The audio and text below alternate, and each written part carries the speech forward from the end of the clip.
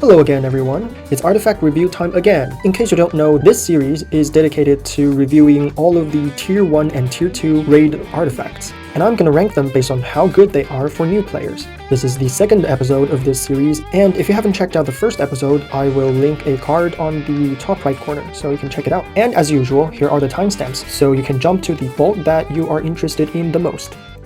And let's first start with This is Magic, Level 1. Zatanna's Junior Magic Kit. 0.7 crit resistance for each filled power bar. Minus 5% opponent's crit resistance on each successful special attack. Stacks up to 50%. At first glance, it is just straight up a niche artifact. The only two places that I can think of that it shines are arena battles, because people just stacks crit resistance on their characters.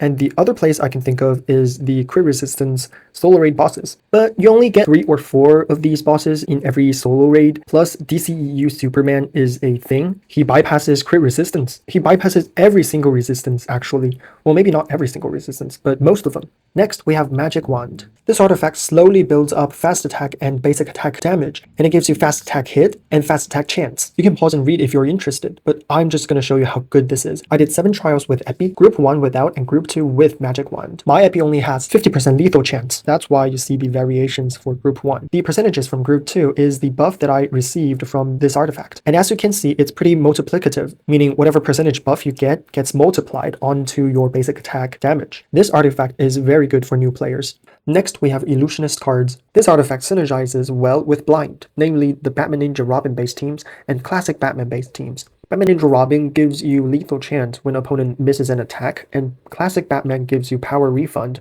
But Blind is not that powerful in the current environment, either solo raid or arenas and league invasions. So if you're more experienced, it won't be that useful for you, but if you're a new player, it has some uses and might help you a lot in those PvP game modes. Moving on to the Promethium artifacts. First of all, we have Promethium Knife. It gives some lethal chance and damage, which can be good on Batman Ninja teams and maybe Entangled Poison Ivy. Whenever Batman Ninja teammate lands lethal attack, Batman Ninja Robin will give them a lethal attack damage boost. It stacks up to 1000% at max passive, which is an absolutely insane number. So it's potentially pretty good if you have Batman Ninja Robin. And a side note, whenever Batman Ninja Gorilla Grodd lands lethal, he generates a lot of power, so it's also good on him.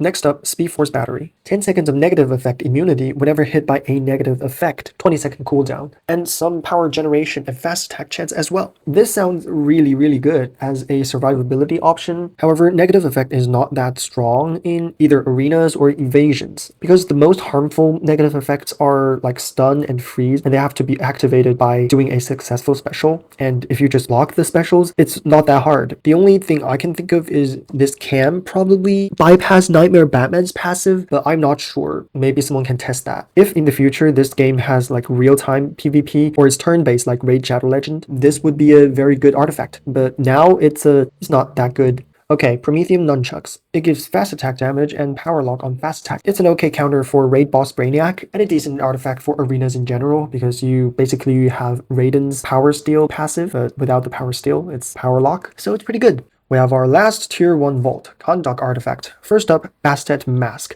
One word, niche, but trash overall. Secondly, we have Amulet of Anubis. Your DOT will be accumulated and applied with the next special. On the second effect, if this DOT is 120% attack stat per second for 20 seconds, then it's pretty damn good. But I guess it's 120% in total, so not so much. The only scenario I see this to work is if we have a new character that gives teammate a chance to recover power on special. You can put this on Beast Boy and maybe he can do some crazy things with infinite special 3s. Finally, Little Pyramid, trash. And level 2 vault. Let's continue with Kandaq. Clockwork Orange.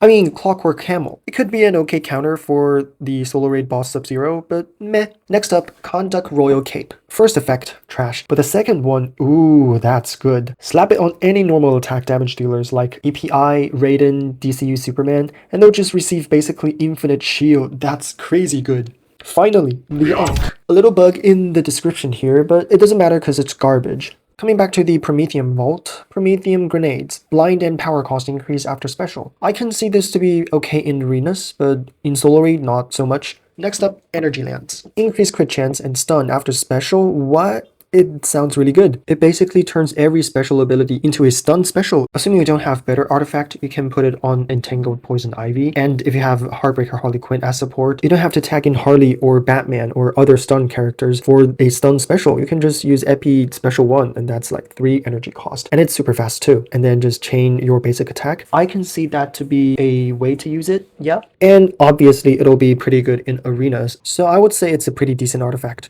Okay, Rocket Boots. Unblockable tag in and reduced tag cooldown. Phew, on higher level this one sounds crazy. Sounds like you can infinite combo with 2 of them equipped on 2 different characters. Just start your combo, tag in the other character, do your combo, tag in another character, do your combo, and like you can have Raiden plus Raven or like plus Ace Green Arrow or some other power drain, power steal, power law characters, and your opponent can't do anything. That does sound you can have some really interesting play with it, but overall it's not that good. Back to Arcane, our final group of tier 2 artifacts. Magic Ball. Some fast attack chance and damage on tag in, but it's not a lot, not so good. The Book of Zatara. DOT on specials and some power generation and power cost decrease while DOT is active. Not sure if this has to be the DOT from this artifact. If it's DOT from any source, then it's okay.